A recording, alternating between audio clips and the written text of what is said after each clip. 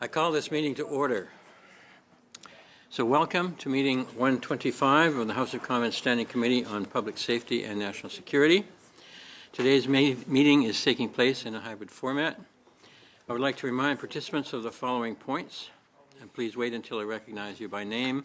Before speaking, all comments should be addressed to the chair. Members, please raise your hand if you wish to speak, whether participating in person or via Zoom. The clerk and I will manage the speaking order as best we can. Pursuant to Standing Order 108 Sub 2 and the motion adopted on September 19, 2024, the committee resumes its study of Russian interference and disinformation campaigns in Canada. I would like now to welcome our witnesses today. As an individual, we have the Honourable Chris Alexander, Distinguished Fellow, Macdonald-Laurier Institute and Canadian International Council, and also a former Canadian Ambassador and Minister of Citizenship and Immigration. Welcome, sir.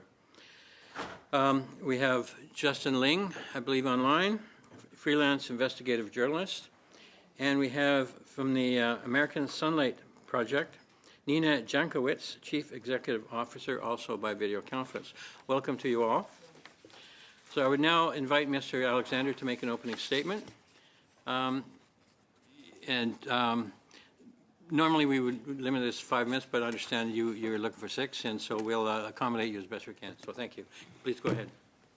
Merci, Monsieur le Président. For 10 years, Russia's been invading Europe's largest state. A full-scale onslaught began in 2022, as you all know, challenging the alliance's institutions and principles Canada fought 2 world wars to uphold. Moscow's genocidal war of aggression recalls the horrors of Hitler and Stalin, yet we've still not committed fully to defeating this aggressor or to Ukraine's victory. Now, why is that? Part of the answer is Russian disinformation, Russian active measures, Russian interference. According to Jakub Kalensky, Deputy Director of the Community of Interest on Hybrid Threats at Europe's Center of Excellence in Helsinki, Russia produces over 60% of disinformation worldwide and 80% in Europe. Its main vectors of distribution are still social media platforms, as Meta recently confirmed to you. But gray zone media, influencers, and other proxies, as well as state propaganda outlets like Russia Today, are also major threat actors. They torque debates and magnify niche conflicts into societal breakdowns. On Twitter X, the owner himself regurgitates Kremlin talking points and rolls out the red carpet for Russian and other state-sponsored bots. No, Meta, TikTok, YouTube, and other platforms are definitely not doing enough. We still have no idea how much Russian, Chinese, and Iran-backed spending influences our politics or our elections. Meanwhile, unregulated promotion of political extremism and polarization has tipped newsrooms across Canada into freefall, causing a dangerous loss of self-awareness in local communities and national debates. Far from being marginal players, Russian information assets and active measures are often kingmakers in our elections. In other words, to prevent Ukraine's victory, Russia is investing heavily in propaganda, political, and cognitive warfare to ensure we never make the military commitments needed to win. Let me give you 2 Canadian examples, one past, one present. Over 2018-19, the anti-immigration People's Party of Canada, the Yellow Vests movement, trucker protests, and Wexit all began. Then COVID hit. By early 2022, truckers were blockading Ottawa and several border crossings. You know the history. To be clear, these protests did attract ordinary people with genuine grievances over vaccine mandates, but the ringleaders and extremists that joined them had been radicalized, many of them online, by Moscow-backed active measures. Their funding came from shadowy corners of the MAGA demi-monde, even as far away as Bulgaria, and had all the hallmarks of Russian influence. The blockade's timing coincided with Russia's full-scale invasion of Ukraine. Attempts to replicate these convoys, some successful, took place in every NATO country, as well as Australia and New Zealand. Russian state propaganda promoted the story relentlessly. Russia Today did 250 reports on Canada's protests alone. What was Moscow's motive? To distract the country with a huge Ukrainian diaspora as the Kremlin launched its war of aggression. Did it work? In a word, yes. We continue to underestimate Moscow's strategic ambition. Beyond reconquering Ukraine, they want to disrupt and destabilize democracies, roll back American and allied influence, and break the EU and NATO. They sow discord and erode trust with anti-immigrant, xenophobic, anti-LGBTQ, anti-West, and anti-women campaigns, as well as hate speech, separatism, and disinformation about elections or health issues. As the truckers blockade, the Yellow Vest movement, the PPC, Wexit, the anti-vax movements, pro-Hamas protests, and many extreme elements that play into elections in Canada and in allied democracies have shown us. 7 documents tabled before you originate in the pre-1991 archives of the Ukrainian KGB. And I'm on to the second issue, which relates to a current matter. They are in the hands of Canadian national security officials because they are evidence of a serious effort to undermine Canada's national security and collective self-defense. They've also been authenticated by several of the world's leading experts on KGB documents. In a nutshell, these records document a KGB operation to talent spot, recruit, develop, and run as an agent a Canadian citizen who's been a prominent journalist in this country for over 3 decades. His code name in these KGB files was Stuart. His recruiter, handler, and paymaster over the period discussed here from 1982 to 1990 was another agent, codenamed Ivan. Some of the world's leading experts on KGB documents have attested to their authenticity. If Stuart continued as an agent after 1990, as there's now every reason to believe he did, we have no access to those files because they're in Moscow. These documents illustrate the challenge our democracies face. For decades, Moscow has been recruiting and paying policymakers, influencers, politicians, journalists, and others to act as their proxies, to undermine trust in our institutions, to dissipate our political will.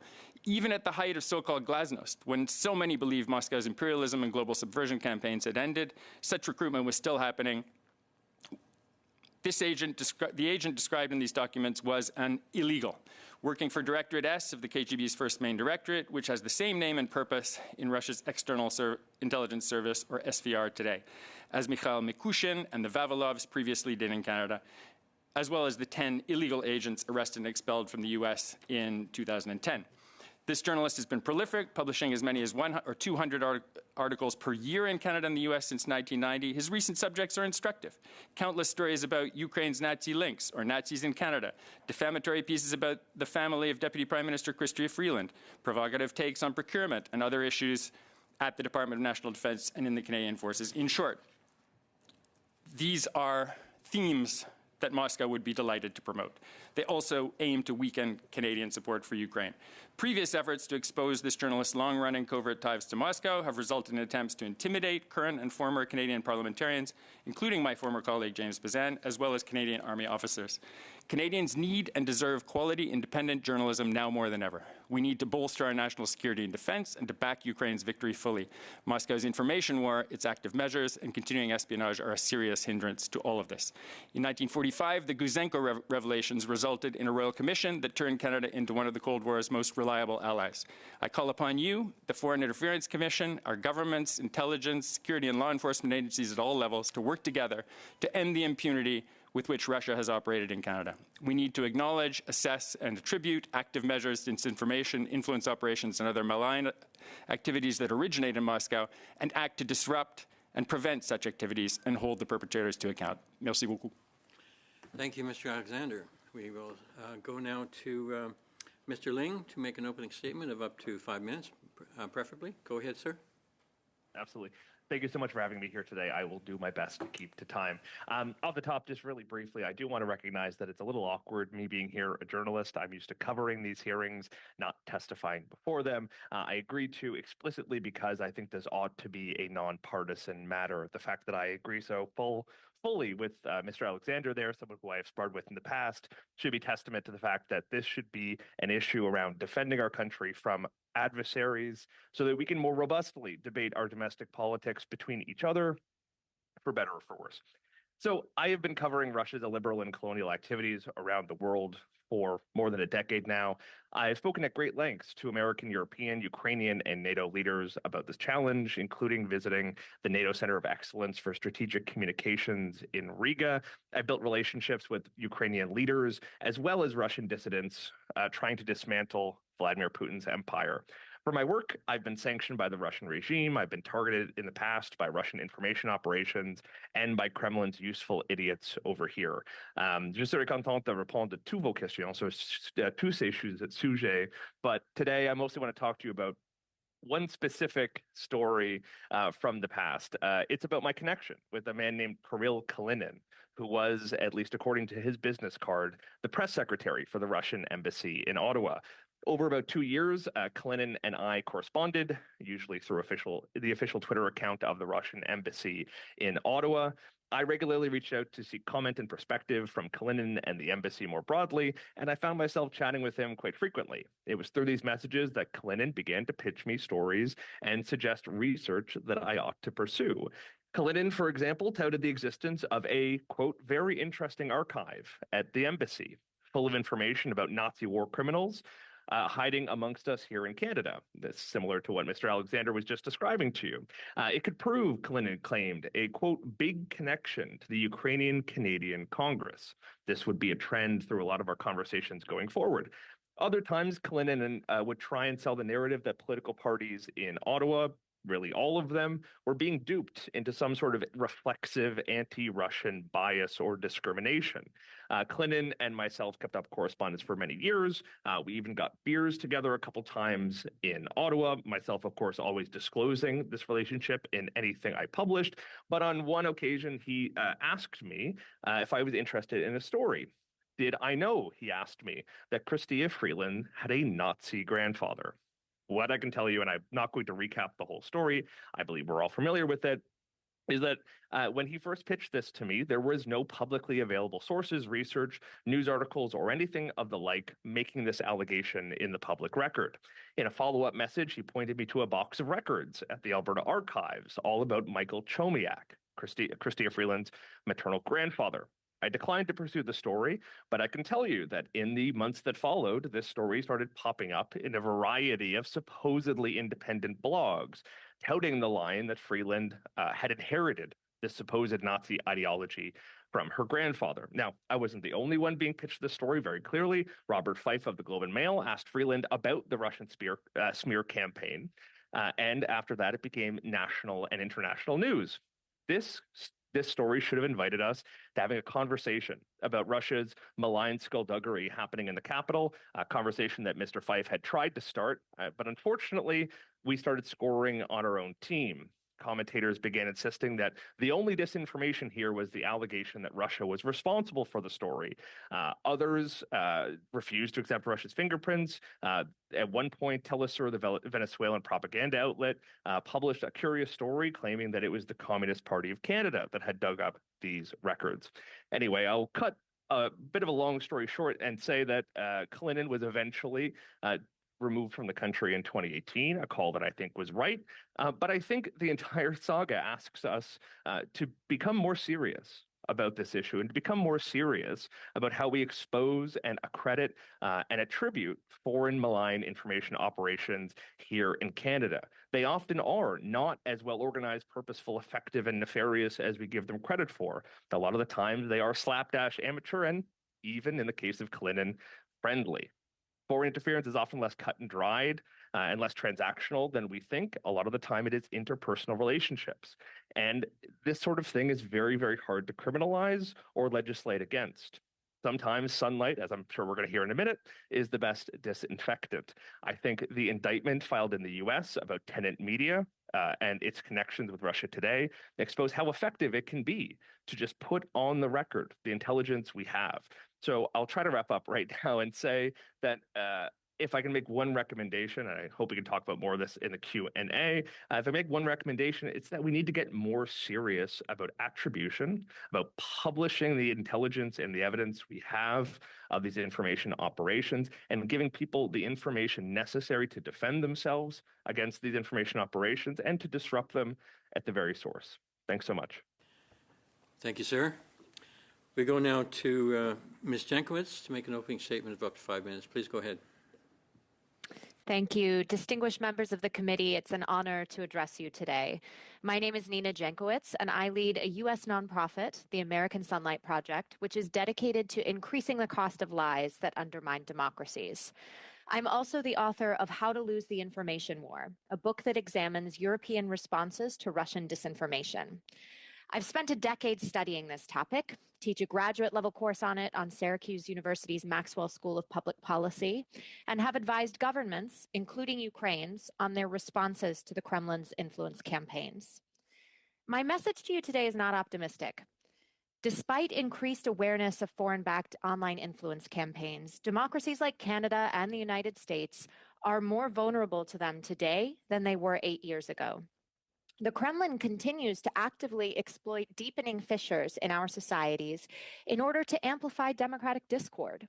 Social media companies have rolled back their efforts to address disinformation on their platforms and restricted access to their data, making it difficult to hold them to account.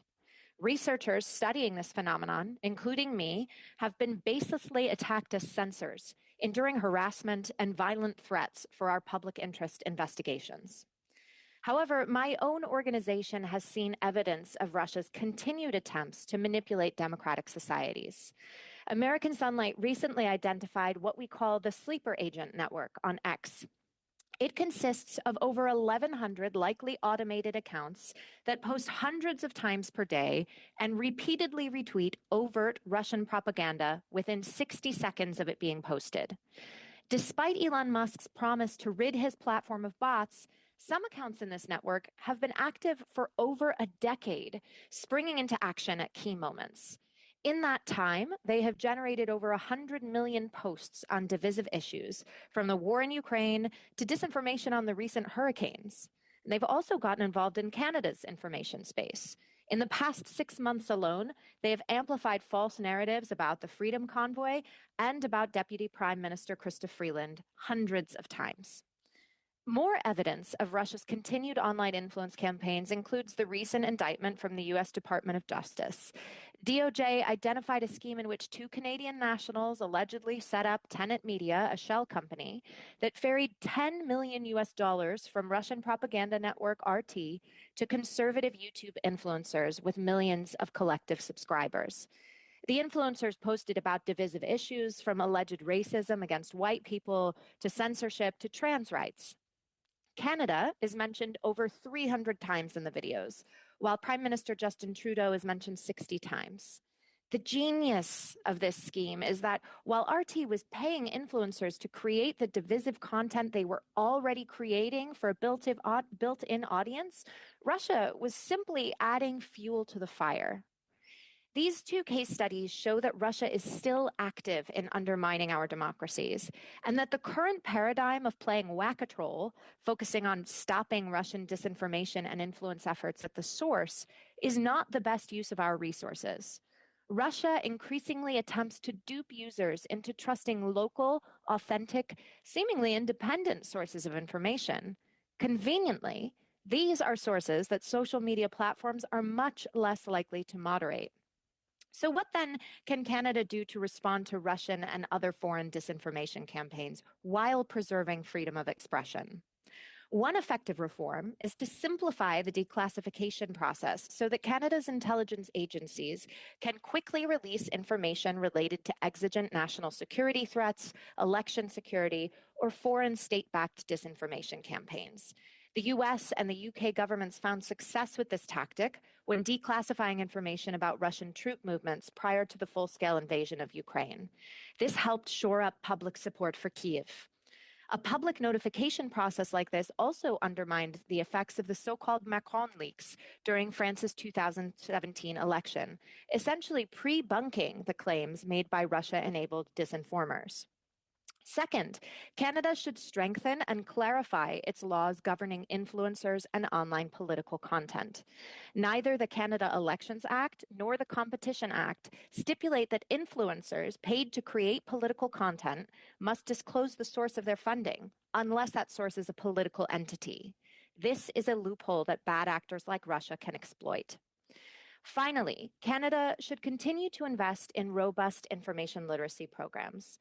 It's important for these programs to be targeted to local communities and delivered by trusted local messengers, educating not only school-age children, but voting-age adults as well.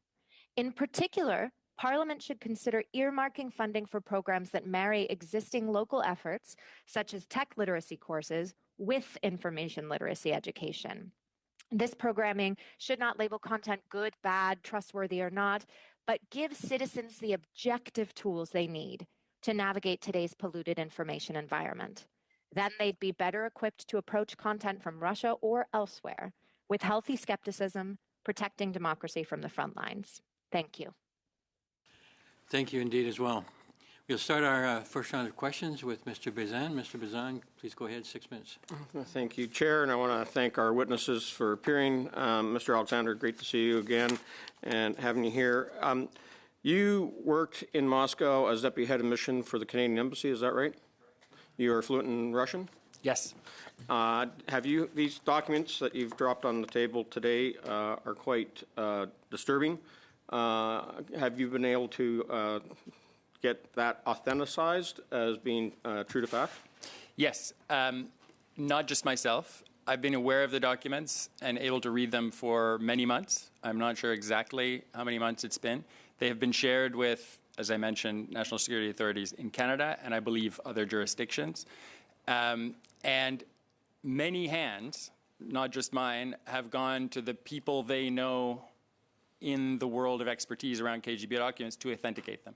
Every authority that has come back, and these include some of the best authorities in the United States, several in Europe, including Estonia, Ukraine, and the UK, I believe, as well as a specialist in paper quality and manufacture, because the documents were made at a certain time using paper that came from a certain place. All have authenticated these documents, have confirmed that they are what they claim to be. Okay, and this individual, Stewart, as code name, is currently working still as a journalist? Correct. You will see in the documents that he is named there very, very clearly in cursive handwriting as David Pugliese, who has been working as a journalist in Canada for, ever since. So that reporter is very familiar to me as because he reports also on national defense. Is that why KGB would have been interested in making use of him to collect information to share with the Kremlin, in addition and using his cover as a journalist to do so? Would he have been duping CAF members and the Department of National Defense and others? Absolutely. His subsequent career, I'm not sure how many years of it, I haven't analyzed it completely, did focus for quite a long time on national defense, national security issues. Those issues would, for obvious reasons, have been of great interest to Russia's intelligence services, particularly in this recent period when they've been engaged in overt aggression against Ukraine and other countries. At the time when he is recruited, which is what these files tell us the story of, it's not clear what he's going to do as a journalist. He's starting out. He is, I think, the Ottawa Citizen is mentioned as a first employer. I'm not sure what he was working on at that time, but later one of his main areas of focus was national security, national defense, as you say. Okay, I think that we'll need some time to digest the information that's in here. I'm just wondering, that this has been handled. You said it's been handed over some time ago to Canadian intelligence agencies. Which intelligence agencies would have received this intel? From what I know, I was not the person doing the handing. It was given to counterintelligence authorities and law enforcement authorities within the Department of National Defense, as well as CSIS. Okay. Do you believe that those briefings would have been carried up the chain and investigated and shared with the Prime Minister and Minister of National Defense and Minister of Public Safety? I can't speak for the highest levels, but I know that, from my experience of working with these agencies over many decades, that they are absolutely assiduous in briefing their superiors, and this would have been considered a very serious matter, which would have required internal attention. It's also an issue that was probably looked into even before these documents arrived, so it may have been an opportunity to connect some dots. Okay. I'm going to change topics a bit. We know that the Government of Canada, through the Canadian Media Fund, recently financed through TVO a Russian propaganda film called Russians at War to sow the appearance of empathy for those Russians who have invaded Ukraine. Was definitely filmed illegally on Ukrainian territory. How disappointing, I'll direct this to all three witnesses. How has Russia been successful in making use, again, a former RT reporter who was able to produce and direct this film using taxpayer money here in Canada? So, Chris, if you want to kick off, and then we can go with Mr. Ling and then the other witness. Sure. Thanks for the question. I think the dynamic at work in that case was a Russian reaction to our reaction through sanctions. Russia Today was sanctioned by Canada and other G7 countries by Ukraine earlier, shortly after the full-scale invasion in 2022. It had been a very effective channel for propaganda. It was on our cable packages. It was available to many Canadians. We would run into people that watched it and see the reporters around Canada, as I mentioned. That was no longer available, so they tried to find other ways to get Russia Today's propaganda in front of Canadian audiences. Film festivals were one way to do that. This is a film that was clearly made with that objective in mind and should be considered a war propaganda film in my Because view. I'm running out of time here, just one final question. Today, it was announced that the Government of Canada has removed Denis Kameshev, who is the director of Gazprom Bank, from the sanctions list. He was sanctioned in 2022. They have now taken him off that list. Minister Jolie made that decision yesterday, I believe. How dangerous is it for us to take people off the list that are actually helping fund Putin's war machine and their invasion in Ukraine? In my view, it sends absolutely the wrong signal. Gazprom, whether someone is a former executive or a present one, was central to that war machine, central to Russia's intelligence operations, their disinformation operations. There are many more people who could, in my view, and should be sanctioned, some resident in Canada, some resident elsewhere, to strengthen our hand in helping Ukraine win. Thank you. Now to Ms. Zaid. Ms. Zaid, go ahead. 6 minutes, please. Thank you, Chair. Thanks to all the witnesses for appearing before the committee. My first question is for Mr. Ling. Mr. Ling, you wrote in the Walrus in 2019 that the Russians could decide Canada's next prime minister. Do you still have that worry? It's a good. Thank you for the question. I think it's absolutely possible they could if we don't mount the right defenses. I think the fact is we mounted the defensive relatively well over the last number of elections, and I think we also benefited from the fact that Russia had distractions that kept it from worrying too much about Canada. Certainly, they used their propaganda arms to target our government as well as the opposition parties, to target Minister Freeland. Certainly, they have tried to weaken resolve here, but frankly, I think they've devoted most of their resources to, in the past, fueling, let's say, the Brexit conversation, fueling nationalists across Europe, and other avenues. So the fact is, I think if they put their mind to it, if they put their resources to it, I certainly think that would be a serious risk that we would have to face. And I think, frankly, we do not have the mechanisms, as I think Ms. Janowitz pointed out very well, we just do not have the mechanisms to appropriately attribute and to call out when we think that campaign is happening. I think the point of some of my remarks at the opening was meant to underline the fact that it's critically important that we actually figure out legislative or procedural changes that allow us to highlight when these operations are active, when we can identify people who are on the take, as it were, be they journalists in Canada or others. And I think until we do those things, we'll continue to be vulnerable. Thank you. Coming to you next also, what is Tenant Media and what is their role in this operation? How would you describe that? Yeah, I mean, certainly the allegations filed by the Department of Justice are still that, allegations. No one has been convicted.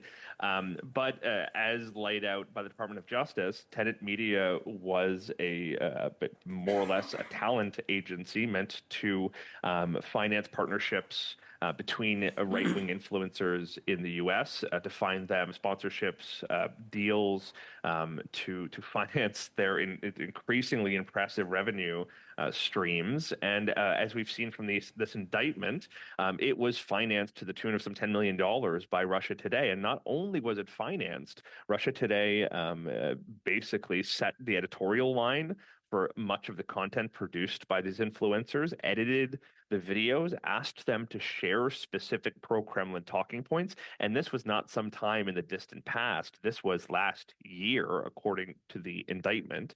And we have to believe that this is probably not the only operation to look like that. We know that since Russia Today has been either banned or sidelined in the West, Russia has been looking for other avenues to spread its message to captive audiences, particularly on the political right, but also on the political left. And we have to imagine that there are probably other media organizations like Tenant Media who may be part of this alleged operation. And just as a last point, it's frankly pretty embarrassing that this information had to come out from the Department of Justice. The Canadian government should have had a hand in revealing this information and tipping its hand in terms of what it knows about whether or not Tenant Media also delivered some of these services or other groups like it in Canada. The closest we've gotten recently, and just to highlight this last point, the closest we've gotten recently was a comment from the Prime Minister at the Foreign Influence Investigation Public Inquiry, suggesting that Tucker Carlson and Jordan B. Peterson have been taking this Russian money. We've not gotten any evidence from the government as to whether or not they have anything to back that up. And so I think it's a great example. If the Canadian government has intelligence that really prominent influencers and media personalities in this country and internationally are in fact taking Russian money, they should put up or shut up. They should give us that information so we can decide for ourselves, or they should retract those allegations, because I think it risks making us the boy who cried wolf. So now in regards to all those risks which we have, like what measures should Canada take to protect our democracy from foreign influence and interference campaigns like Russia? Yeah, I think Mr. Anywit's got exactly right. An actual regime of declassification for intelligence that connects to foreign influence operations is critically important. This is something that our security agencies cannot do on their own. This is going to require either policy or legislative changes. As it stands, there is an overarching concern for protecting sources and methods, or for protecting the sanctity of our judicial system, both of which, of course, are incredibly important policies.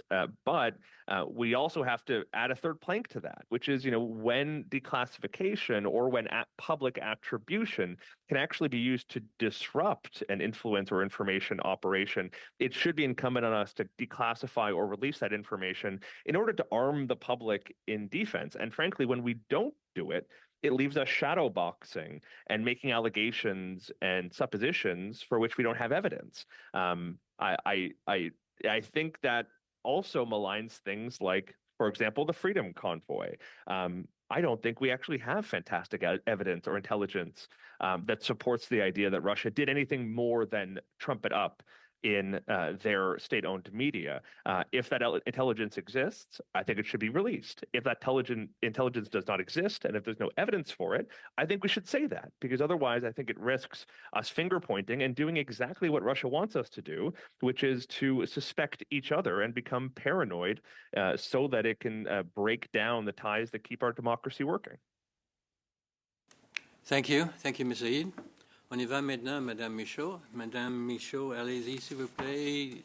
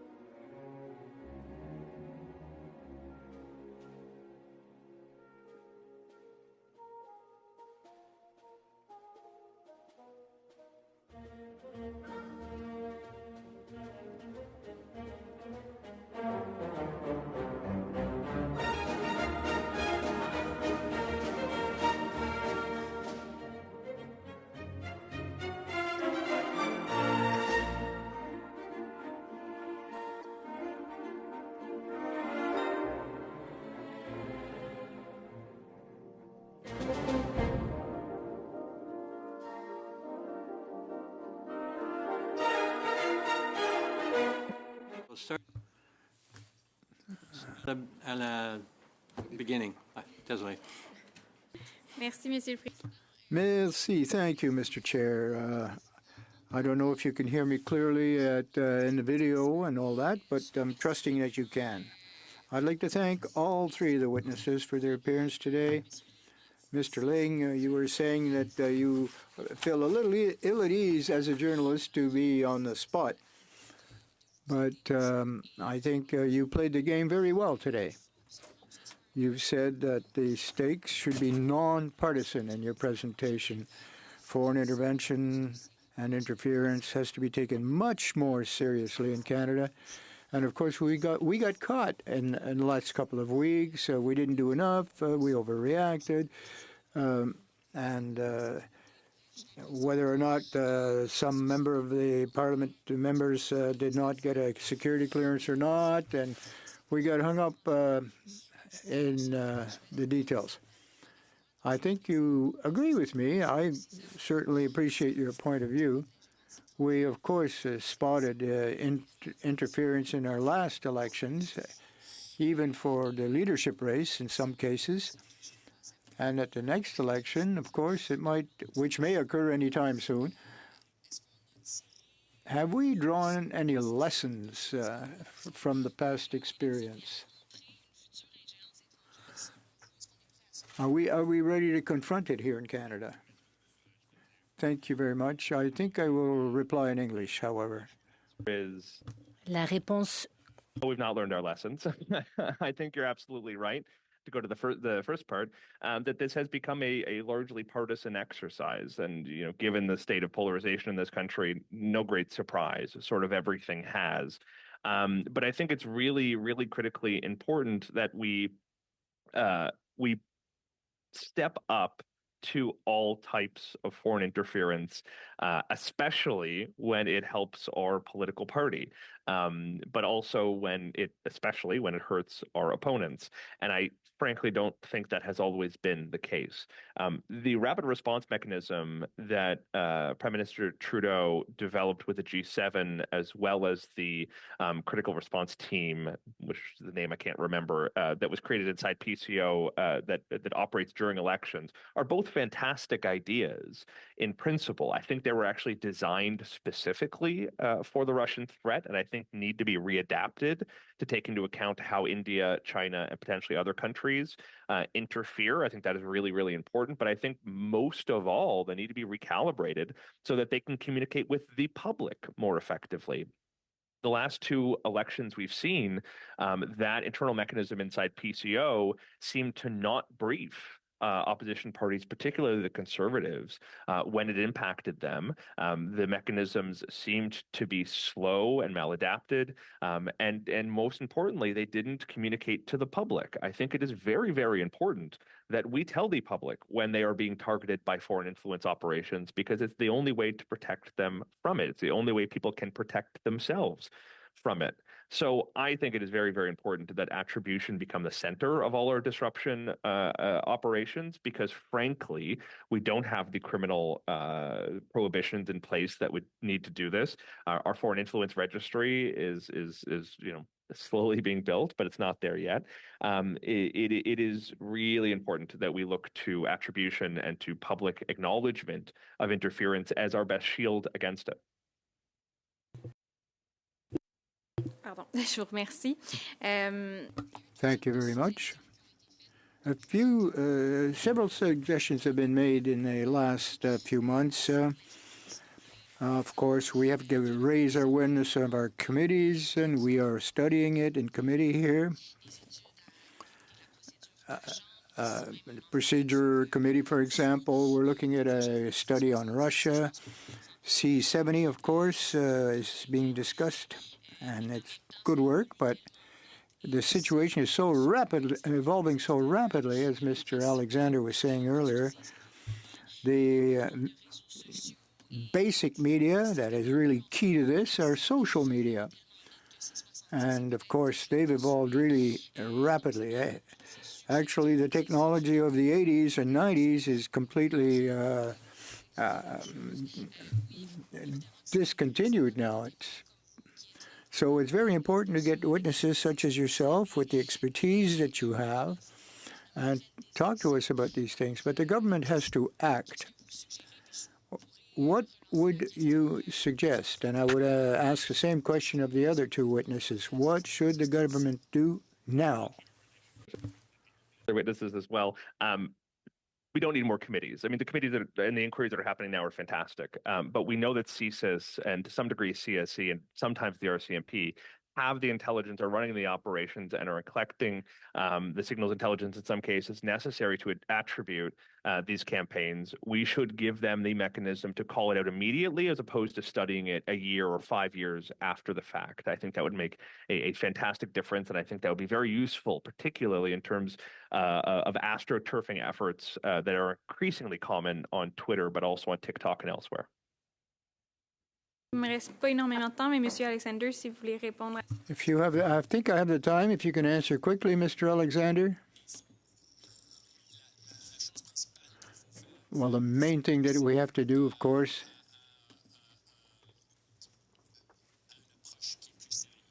is to take the issue seriously. We have to have the will to do something about it. You know, how come we didn't get a real complete picture of that convoy here in Ottawa? Because the radicalization of the leaders of that group were taught or bred through social media. They were on the phone constantly communicating, and the major social media platforms don't indicate or give any sign of what the trends are in on their platforms. The influence was coming from the mega influence in the States, for example. But CSIS doesn't seem to know what's going on inside these networks, which are linked to Russia themselves. Once a message is coming from Bulgaria to Texas and then to British Columbia, I mean, we are really not up to date as to all the risks, not only from Russia, but China. And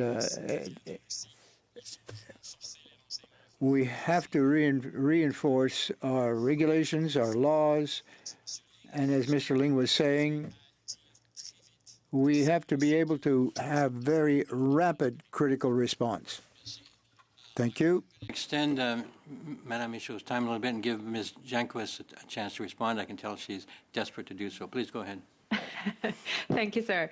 Well, I think one of the most important things, obviously, we've all talked about declassification and how important it is to have rapid public communications in the face of disinformation campaigns. So I think that's agreed upon here. I would just foot stomp the point I made earlier about updating legislation to reflect the realities of the internet. This need not be, overly burdensome on the platforms. I think they need to step up, obviously, but I think the likelihood of that happening in the political environment around content moderation right now is unlikely. So what I would suggest is instead those additional disclosures that I mentioned before. Russia is doing a lot of its work through information laundering. That's what this Tenet Media operation was, paying an intermediary to pay others who are already talking about these salacious, divisive topics, and making sure there are disclosure laws around payments like that, and then also making sure that those disclosure laws are actually implemented and that there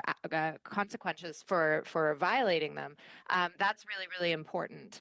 Other than that, more oversight and transparency over the social media platforms, not requiring them to necessarily take down certain content, but perhaps conducting audits. What are they doing to respond to foreign interference, right? What business practices do they have in place to make sure that there is no advertising or things like this happening that's being bought in rubles, or what are they doing to deal with automated accounts, as I mentioned before? All of that can be done without impinging on freedom of expression of Canadian citizens, and I think that's something that should be considered. Merci. We go now to Mr. Julian. Mr. Julian, please go ahead, 6 minutes. And welcome back to the committee ever so briefly. Thank you. And thanks to our witnesses for stunning testimony. Ms. Jankowicz, I'd like to say that you're a bit of a folk hero to many of us in Canada for standing up for democracy and for transparency at this very, very difficult time. But I'll start with Mr. Alexander. Stunning testimony. David Pugliese is currently a journalist with Postmedia. Is that not true? And from I understand from what you've said about your testimony, that we have lost track after 1990 about whether or not there are other payments that have taken place since then. Yeah. The reason why we have these documents, 7 documents, 8 pages that are before you in translation, is that they came out of a Ukrainian archive.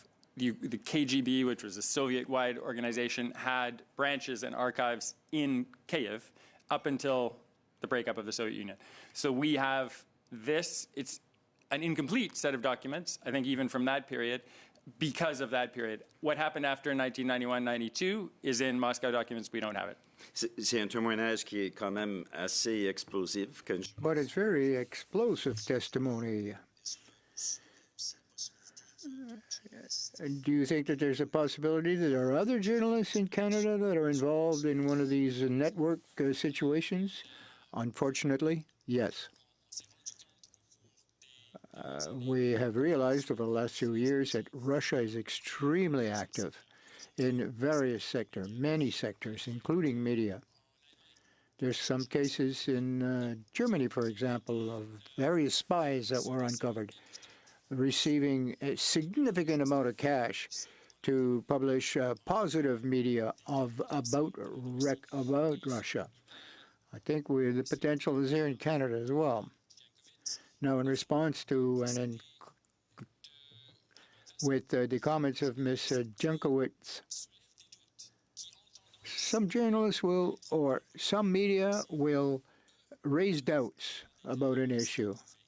Now, they might be involved knowingly or not, but it is there. It does subvert the actions of our government. I mean, as you've raised the issue of facts as opposed to fiction. We are currently going through a U.S. election process where Tim Walz has been the victim of horrific false allegations invented and amplified by Russian disinformation networks. Ms. Jankowicz, I know that you've spoken about the censorship that takes place on X, BBC documentary on Modi, articles critical of the Turkish government, critical comments about Donald Trump, all censored by X.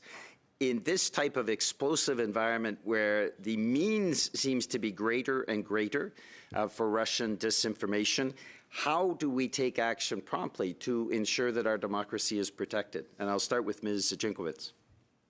Yeah, this is a wonderful question and one that is extremely pressing because, as you said, we have these unelected officials, owners of these platforms who are making content moderation decisions not only for the American town square, but for the global town square. And this, again, is where I think oversight and transparency mechanisms can really play an important role into shining a light into what makes it into our feeds and educating people, right? I think a lot of people who use Twitter or other platforms like this don't understand that Elon Musk, who claims to be a free speech crusader, is actually suppressing content for his authoritarian buddies in places like India and Turkey, and frankly, pumping up Donald Trump's content as well. So that oversight and transparency is key to that. It's not necessarily a quick fix, though, unfortunately. This is more of a generational thing. And unfortunately, until we have a viable alternative that is a more democratically minded social media platform, and I mean that small d democratically, not a partisan platform, there's not much that we can do. And there are some regulatory regimes in other countries. Australia is one where there are transparency powers that hold Musk and others to account for the business decisions that they make, surfacing some content while suppressing others. I like those systems. I don't know what they would look like in the Canadian context necessarily.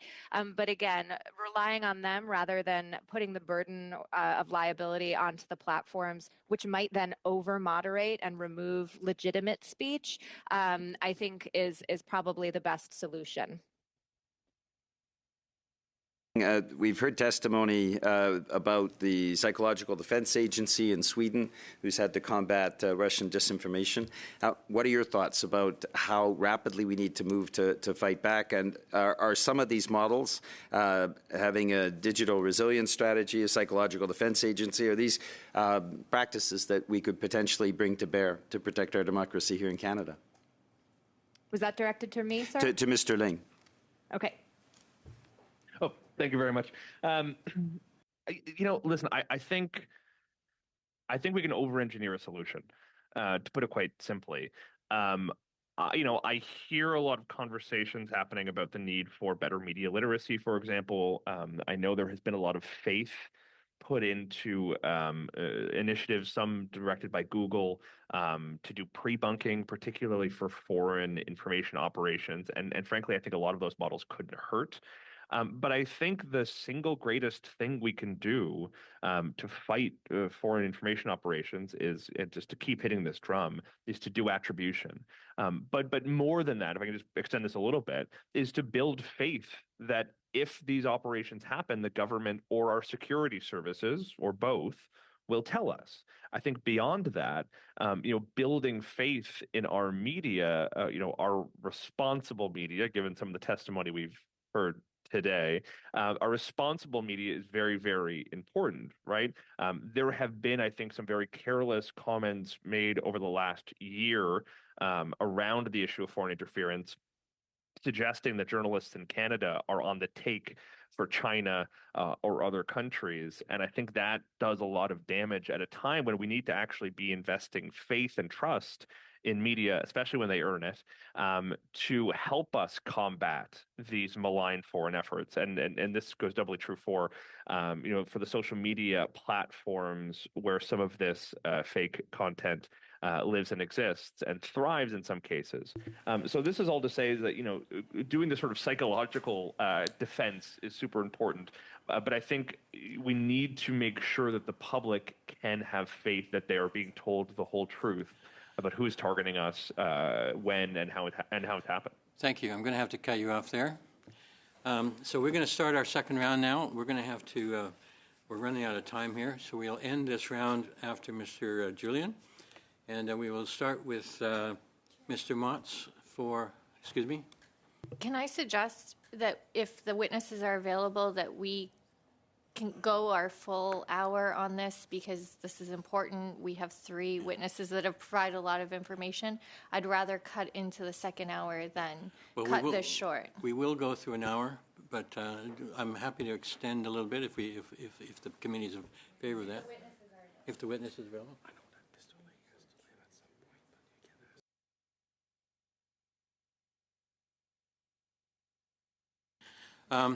So we'll carry on a normal round, and I understand Mr. Ling might have to leave earlier. If you do have to leave, please thank you for your time and leave when you need to, and we will carry on. We will get the full hour that we're supposed to have here, despite our problems with technology. Anyway, we'll go now to Mr. Motz for 5 minutes. Sorry. Thank you very much, Chair. We have heard repeatedly that a lot more can be done to combat Russian disinformation.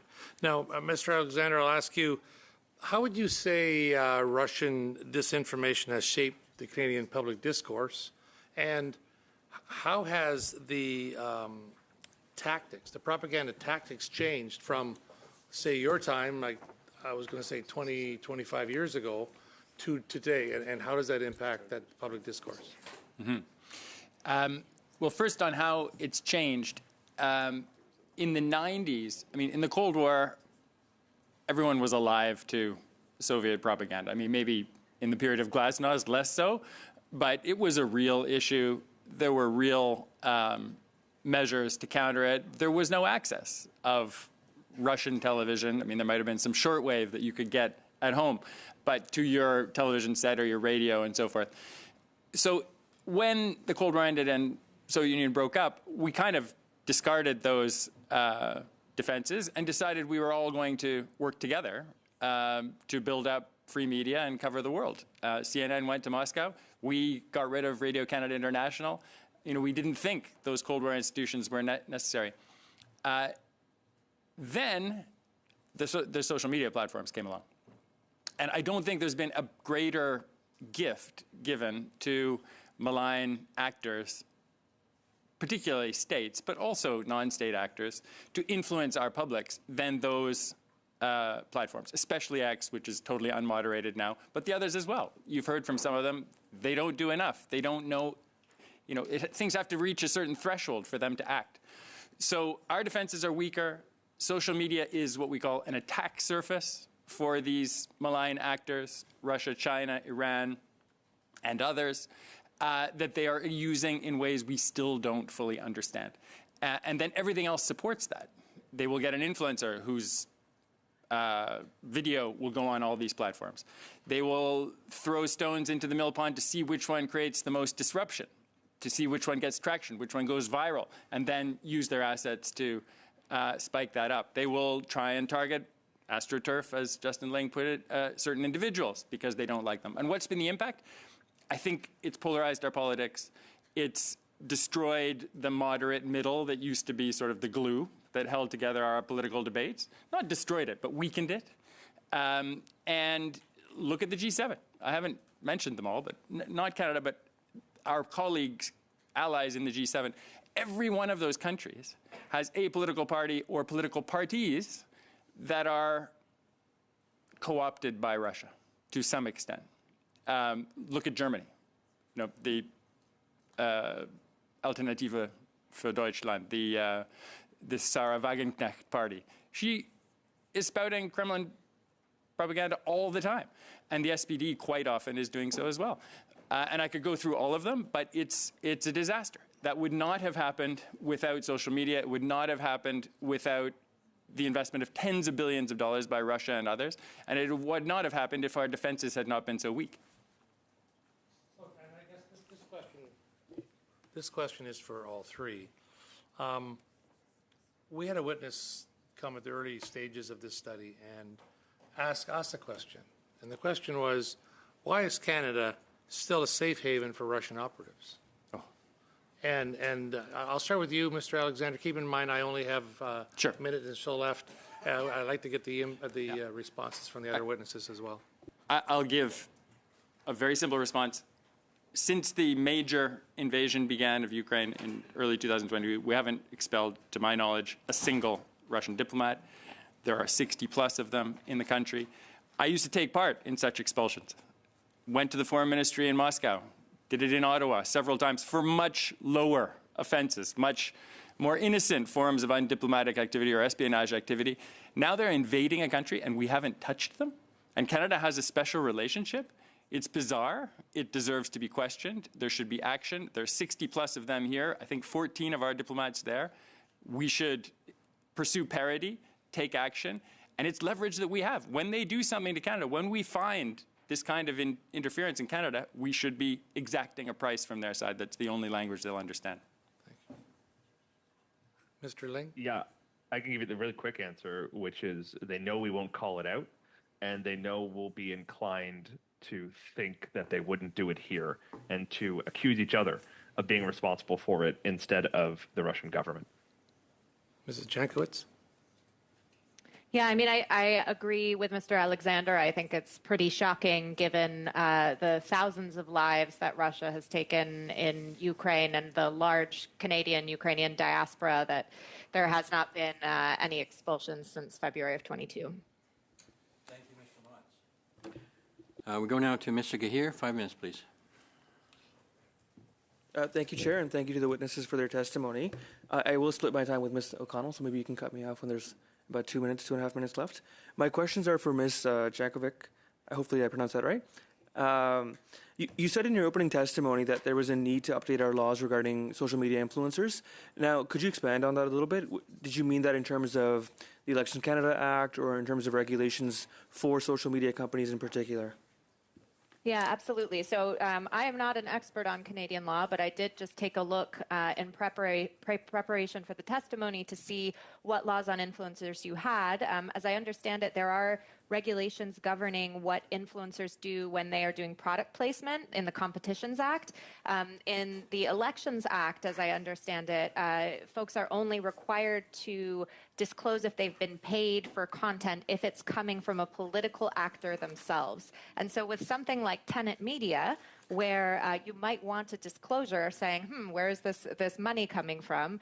Also encouraging the influencers themselves to know their customer and know who they're doing the bidding on behalf of, which the Americans in the case of Tenet Media did not. Essentially, there's a loophole there, right? Because it's just a media company, they're paying them to create media, but they're creating political content. And so what I would argue is that you might need to close that loophole by encouraging influencers who are creating political content to also have those sorts of disclosures if they're being paid by someone, and encourage that sort of know your customer behavior that so many banks engage in. And do you think the social media companies will comply if the regulations are put on them, or no? Well, they have done self-regulation when it comes to political advertising in the United States. It's not flawless, and frankly, a lot of stuff falls through the cracks. But I actually think this should be on the influencers themselves, that just like when you're placing a political advertisement on TV, on radio, or in print, you're required to say who paid for that political ad. The same should be true of content that's created that is seemingly authentic, individual creator content that's being posted on social media. Great, thank you. I'll pass it on to Ms. O'Connell. Thank you. Thank you all for being here. Your testimony has been really, really helpful, and we will not have enough time. But following up on this, Ms. Jankovic, and again, I hope I'm saying that as correctly as well, part of the Tenet disinformation influencer indictment, one of the things that is being claimed is that these so-called influencers didn't know they were being paid for by Russia. Find that hard to believe. There should be some responsibility on that individual to know who's paying them if you have any integrity. But in terms of your specific recommendations around closing loopholes, how do we help manage that if even if they disclose it's a political ad or it's being paid for, but as you said in your testimony earlier, there was an intermediary for those payments. Do you have any advice on how we should address that? Yeah, so there were two failings in our system. One is that we don't require influencers, just as you don't, to disclose when they're being paid to do political content, but also that the Foreign Agents Registration Act is extremely poorly enforced in the United States, and the two individuals, Canadians as it were, who were in charge of Tenet Media also did not disclose their connection, even though they knew that they were working for the Russians. So there's two problems there. I have mixed feelings that we don't have time to get into about foreign agents type legislation and whether it works or not. But here again, encouraging that know your customer would have at least said to these influencers, okay, you've been presented this very suspicious looking CV from a man named Edward Gregorian who has no online footprint. Perhaps you should do a little bit more digging. If that is incumbent on them to report that sort of thing, I think it's possible. These aren't dumb individuals, right? That they would have their spidey sense would have gone off and said, perhaps I shouldn't take this $100,000 per YouTube video because this guy doesn't seem totally legit. That's the behavior that you want to encourage, and putting that on each individual influencer hopefully will encourage some more of that transparency. You could also, as I understand, look at expanding your foreign agents registration and importantly, which we do not do in the United States, actually making sure that those laws are enforced. Thank you. And if there's anyone from any of the testimony that there's something you weren't able to say, if you could please submit it, because I do find everything all three of you have presented really helpful. In terms of building trust, if I have a little bit more time,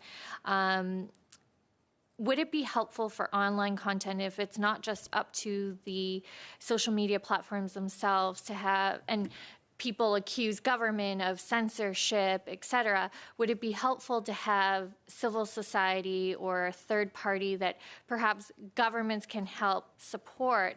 And I don't know, I'm throwing it out there for legitimate questioning to help kind of educate or dispel some myths. Would that be helpful in building some of that trust amongst the public?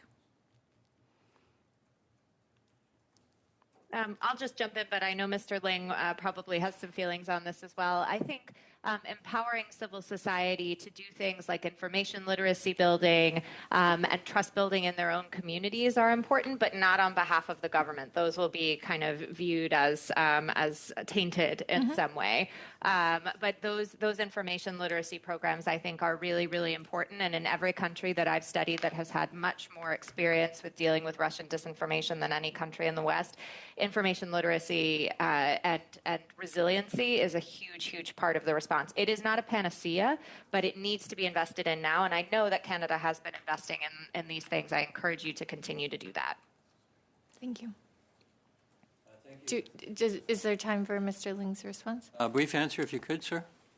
Yeah, I mean, incredibly briefly, I think creating, maybe it's too cute, but hall monitors for information on social media probably won't deliver the results you want to, and I think it will become a sort of pariah for political actors and partisans and malign foreign actors to seize on.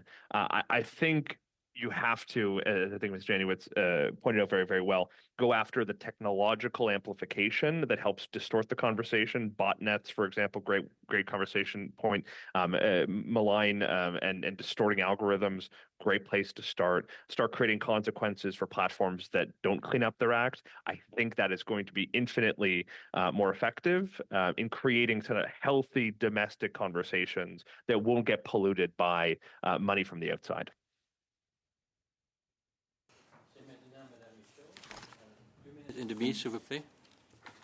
Merci, Monsieur le Président. Thank you once again, Mr. Chair. Mr. Alexander, I'd like to come back to what you answered to Mr. Matt recently. Does Russia continue to do interventions and intrusions into Canada here? We can't really. Are we only stuck with expelling diplomats? That doesn't really work. We have friendship centers. We have friendship groups here in Parliament, and sometimes the Belarusians are there because they're part of the OECD, and we have to maintain diplomacy, rather. We can't find a solution on our own, but other people will say, no, we don't want those guys at the table because they are very well known for misinformation. I thought your message was pretty hardline, and maybe we want to look tough in Canada, but we don't, we have to be firm, that's all. Well, my point of view is that we have to be consistent, logical in this. We have, in fact, expelled Russian diplomats. Often they were actually spies. Even our government has done it. Why not in 22 when Russia is at war with another European country?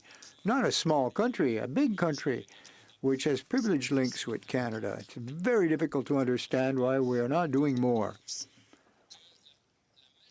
And given that the majority of these diplomats, in quotes, here in Ottawa, Toronto, Montreal, are not diplomats. They're not in the diplomacy game. No, they are intelligence officers or other forms of spy. They feel that they are information and technology warriors.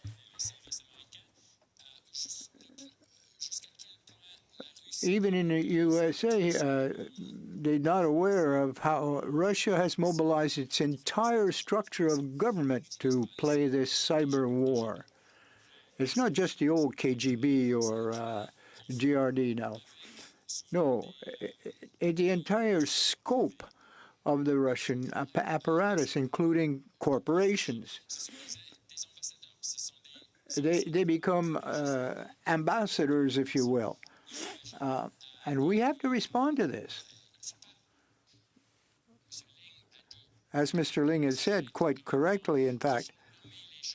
But, you have to call a spade a spade. If it's interference, identify it and say so publicly. Get it out there.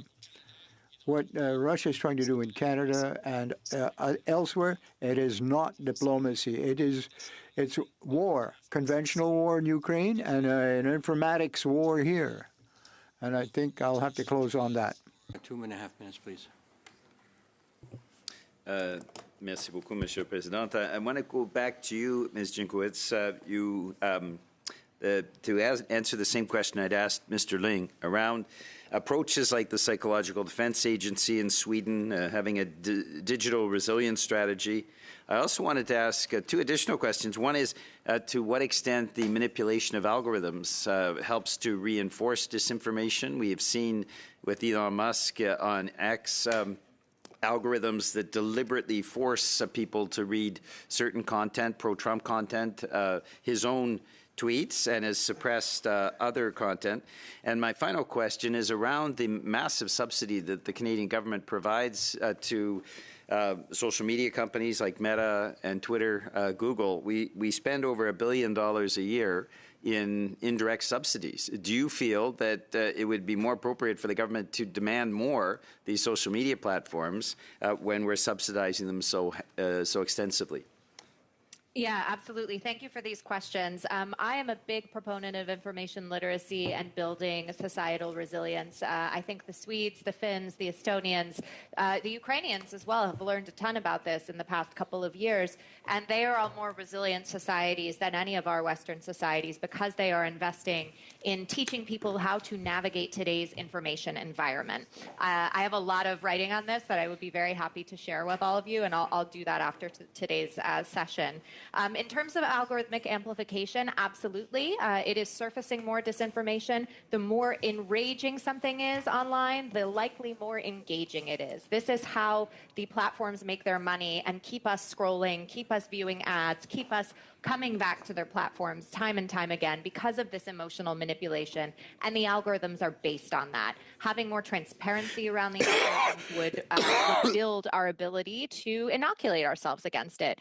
And as for subsidies, absolutely, 100%. The government should not be subsidizing these multi-billion-dollar corporations. Instead, I am in favor of fining the platforms if they are especially seen to have illegal or hateful content on them.